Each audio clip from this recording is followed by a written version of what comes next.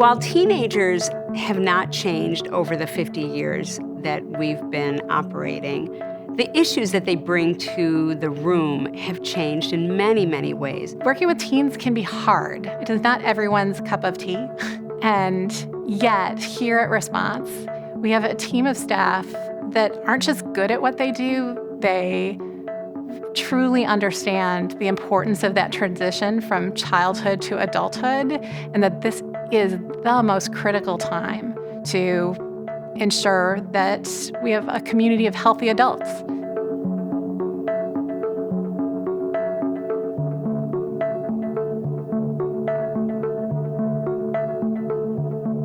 There's a park that runs from behind the Horowitz Center. It's called Lerner Park, and that's where it all started.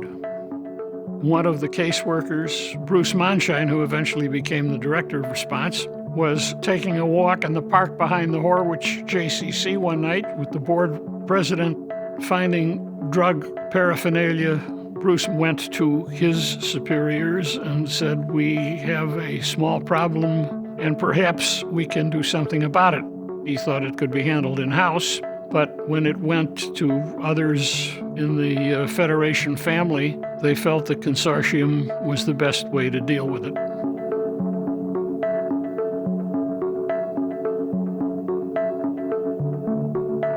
Response ran a program for the children of Holocaust survivors, a counseling program, a family that lived across the street from us. The young boy, his father was a Holocaust survivor. His mother was Chicago-born. There was internal conflict in the house because of the Holocaust background. The staff at Response found that there were other children of survivors who had similar stories.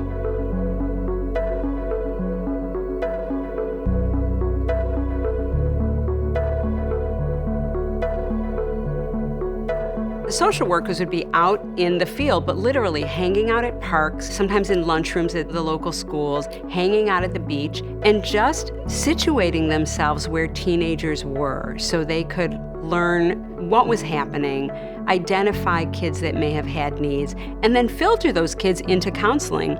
We could offer service to more Jewish youngsters if we moved into the Niles Township school area, which is why we went to Skokie. There came a point where, frankly, it was challenging for the agencies that were leading it when it wasn't their core service. And so there were some agencies that took a pass. And it then sat longer term with what was then Jewish Children's Bureau, which made sense, right? Clinically, expertise, the work that JCB was then doing. And then we formalized that relationship. We've been incredibly grateful for the long history of partnership with Jewish United Fund, Jewish Federation of Chicago. From the very inception of Response, they were a convener, a collaboration builder between the many community agencies that were interested in helping teens. All the way through today, they have been a funder and a thought partner.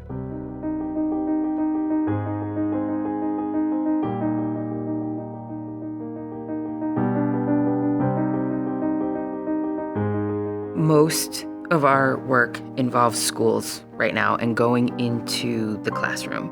We create a depth of relationship so that we are able to become another touchstone for these young people. And it's not just one time. They might see us 4 times. They might see us 6 times, which builds trust with us because we also make sure that it's the same teacher in the same classroom.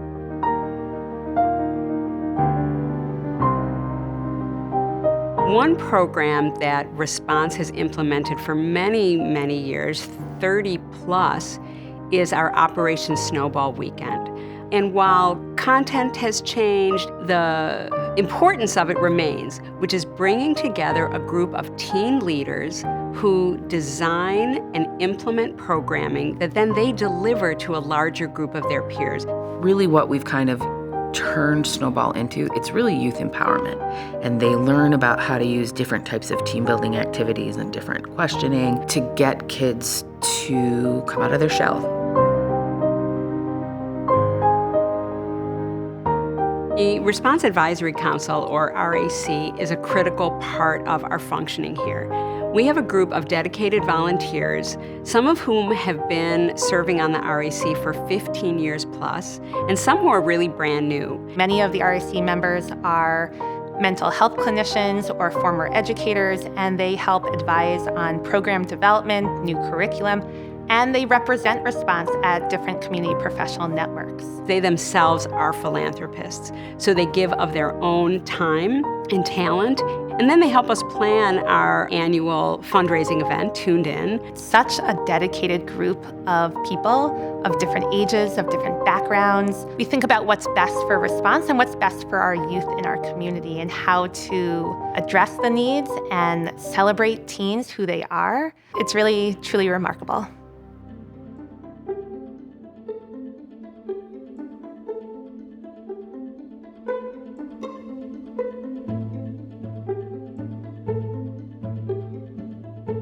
I was part of the table where Tuned In started, where all of us were throwing around crazy ideas of what we could do different than a chicken dinner.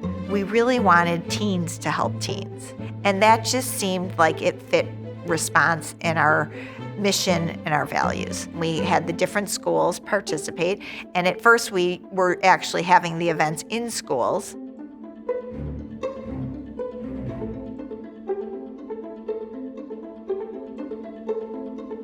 Larry Dobkin is one of the most special people ever. He was part of Response till the day he passed away. And Larry got it. He got teens. He knew each one was different. He related to them. Larry was part of the inception, literally sitting around a table.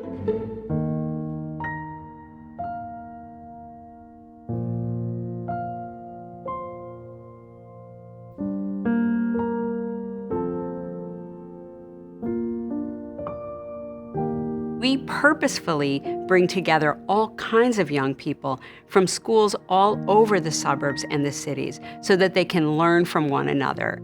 So we are happy to take really deep dives into really serious topics like mental illness, like sexual assault prevention, like relationship wellness and teen dating violence. I'm really fortunate that my kids went to a high school where Response staff came in to teach sexual health. My son came home and said, hey, someone from Response was here. And it was the first time that we had a conversation where they respected us as opposed to being lectured to. Having truly inclusive sexual health programming where it isn't man, woman, we talk about bodies as they are. Our services should be for all people that need and want them. We make it so that our students can see themselves in the material that we present. When we talk about relationships, it is all relationships. The new Siegel building has truly revitalized the work of Response. It puts us front and center in the community, and it serves as much better access to services. I think it expresses an extraordinary respect for people who walk in the door, and that's very important. Over 50 years, Response has seen a lot of changes for the needs of teens.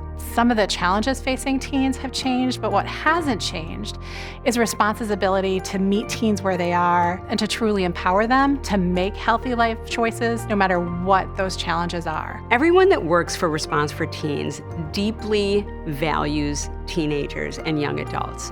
We know that they are leaders.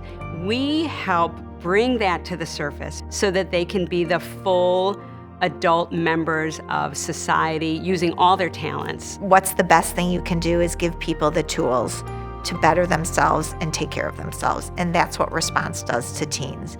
And in the world we live in right now, it's needed more than ever. In the future, it's going to be something different, but the needs of those teens and how we work with them will be the same.